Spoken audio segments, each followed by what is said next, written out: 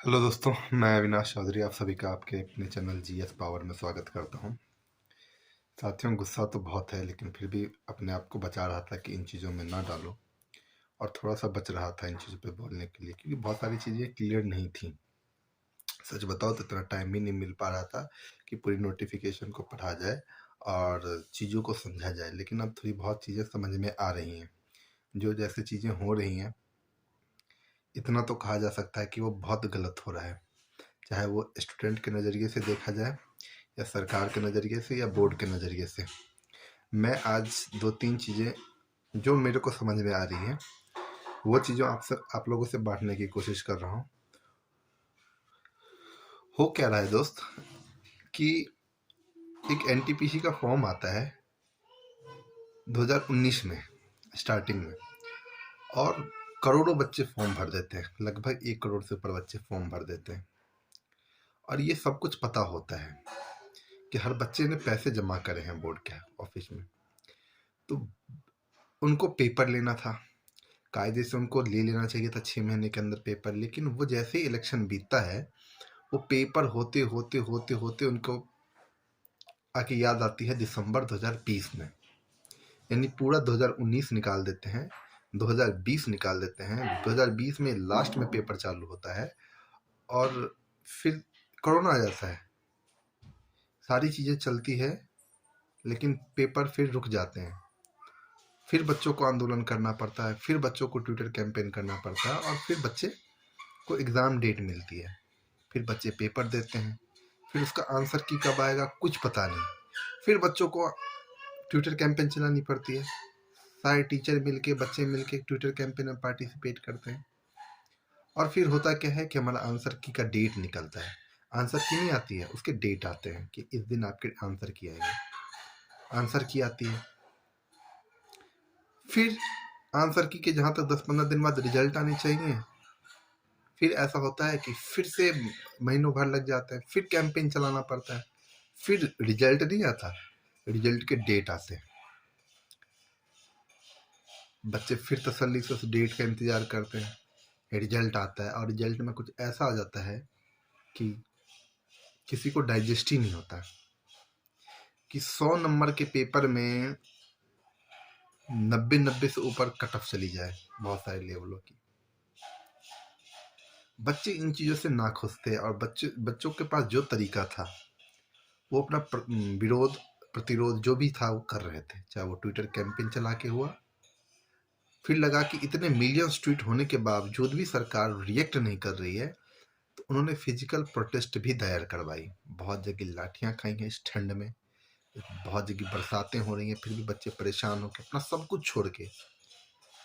दोस्त, मुझे जहाँ तक लग रहा है ना कि जिन लोगों को आपने वहाँ पे बैठाया है या जो इन चीज़ों के लिए रिस्पॉन्सिबल हैं, उनको पता ही नहीं कि बच्चे किस मानसिकता में रहने के बावजूद तैयारी कर रहे हैं, किस फैमिली बैकग्राउंड के बच्चे तैयारी कर रहे हैं। ये 30-35 हज़ार की नौकरी वो 5-6 साल वैसे भी देते ना, किसी प्राइवेट जॉब में मजदूरी करते तो कमा लेते। लेकिन इस छोटी सी जो जॉब, ये सिर्फ जॉब नहीं है, उनका सपना होता है। उसके साथ खिलवाड़ नहीं करना चाहिए, चाहे कोई भी सरकार हो, चाहे कोई भी बोर्ड हो या कुछ भी हो। आप इमोशन को रौंद रहे हो। फिर होता क्या है कि इनको पता है कि भैया इतने करोड़ बच्चे आंदोलन करेंगे, ट्वीट्स भी तो 8 मिलियन से ऊपर ट्वीट हो गए। तो इन्होंने क्या करा कि बच्चों को अब ये बांटने लगे हैं कि बांट दो, मुद्दा भटका दो। बात समझ में आ रही है? जब जब हमने आंदोलन किया तो हमें रिजल्ट नहीं मिला, आंसर की नहीं मिला, डेट मिल जाती है कि 1 महीने के लिए टाल दो, 2 महीने के लिए टाल दो। तो अभी बच्चे एनटीपीसी को लेके थोड़े से परेशान चल ही रहे थे, तो उन्होंने ग्रुप डी को लेके एक ऐसा नोटिस डाल दिया कि जिन बच्चों का रिजल्ट नहीं हुआ, जो बच्चे तैयारी छोड़ने की सोच रहे थे, उन बच्चों ने ये सोचिए, बहुत सारे बच्चों ने ये बोला कि चल अब ग्रुप डी बचा हुआ है, एक ही पेपर है, जैसे तैसे 2-3 महीने, जैसे किसी भी, अब सोच नहीं सकते किस लेवल में बच्चे रह रहे हैं, किस तरह से ज़िंदगी जी रहे हैं। उन्होंने बोला कोई नहीं, 2-3 महीने और बिता लिया जाए, इसी चीज़ को हम, इस जलीलत को सह लेंगे। और ग्रुप डी में तो एक ही पेपर है, एक पेपर हम अच्छे से देते हैं, फिर छोटी मोटी नौकरी ही कर लेंगे। आप उसके सपनों को कुचल रहे हो। किस चीज़ के लिए? ताकि आपको एनटीपीसी के मुद्दे को भटका के ग्रुप डी पे लाना है। मेरा उन तमाम लोगों से विनम्र विनती है कि ऐसा ना करें। आपको इतना टाइम तो नहीं मिलता होगा कि आप भारत के इतिहास पढ़ें, और जिन्होंने पढ़ा भी होगा वो भूल गए होंगे कि स्टूडेंट हैं। जिस दिन इनको जो आप जलील कर रहे हो ना, ये अपना छोड़ के इनको दूसरा रास्ता अपनाना पड़ गया ना, बहुत मुश्किल हो जाएगी। ये चीजें ना करें, संभलने की कोशिश करें। बच्चों के सपनों के साथ खिलवाड़ ना, बच्चों के साथ तो कर ही रहे थे, तो उनके सपनों के साथ भी खिलवाड़ कर रहे हो। जो रेलवे ग्रुप डी को लेके आपने जो ये फैसला लिया है वो बदलें। गेम शुरू होने के बाद नियम नहीं बदलते साहब, ये बहुत गलत है। दुश्मनी हो या जो भी हो, नियम सबके लिए बराबर। एक बार आपने नोटिफिकेशन निकाल दिया, बीच में हम नियम नहीं बदलेंगे। अब मैंने एक नया नोटिस रेलवे ने जारी किया है कि भैया जो आंदोलन कर रहे हैं उनको चिन्हित किया जाएगा। मैं ना यही चीजें आप वहां पे भी लागू करो साहब, कि जो भी कोरोना के टाइम में प्रदर्शन करेंगे ना, जो भी रैली में जाएंगे, जो रैली करेंगे, वो कभी इलेक्शन नहीं लड़ेंगे, वो किसी गवर्नमेंट के हिस्सा नहीं हो सकते, उनकी संपत्ति को जब्त की जाएगी। करके दिखा दो साहब, मान जाऊं।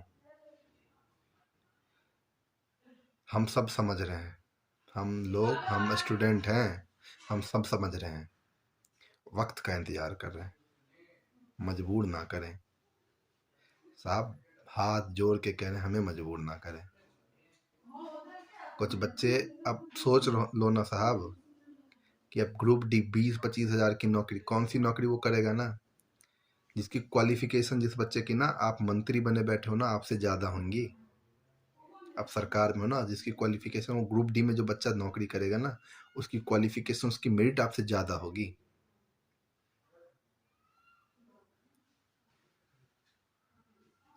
अब वो इतनी बड़ी हो गई कि वो अपनी जान तक दे दे रहा है।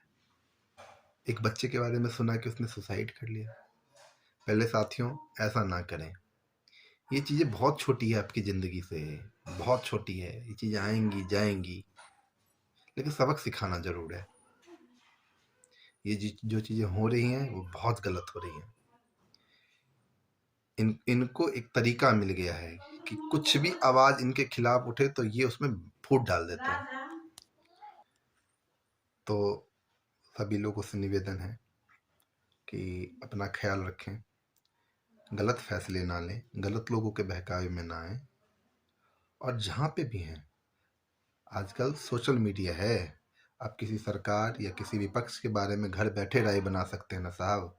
तो अपना विरोध भी दर्ज करें। जिसके पास जो साधन मिलता है, जहां पे हैं, ये उनके कान तक पहुंचना बहुत जरूरी है कि ये फैसला हमारे खिलाफ है। अगर हमारे खिलाफ है तो ये मान के चले कि हम आपके खिलाफ हैं।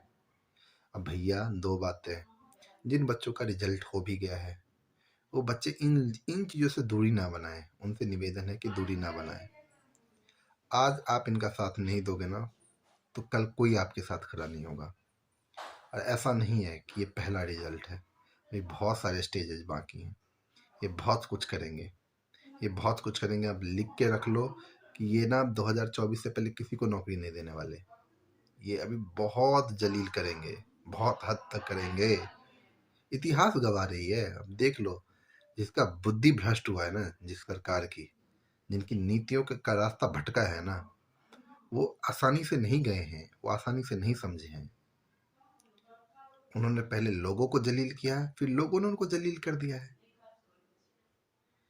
तो नौबत यहां तक ना आए, इसलिए सभी से निवेदन है कि जो भी इन चीजों के लिए रिस्पॉन्सिबल पोस्ट पे बैठे हुए हैं, वो बच्चों के आत्मसम्मान पे ना आने दें। उनके आत्मसम्मान पे आ गई तो फिर आपका सम्मान ही नहीं हो पाएगा, चाह के भी सम्मान नहीं हो पाएगा। तो सब कुछ सही चीज से चले। जो आपने फैसले लिए हैं उस पर पुनः विचार करें, और आगे बच्चों के साथ ऐसा ना हो, उस दिशा में काम करें। बच्चों से भी निवेदन है जो फिजिकल प्रोटेस्ट कर रहे हैं, भैया आप हिंसा से बचें।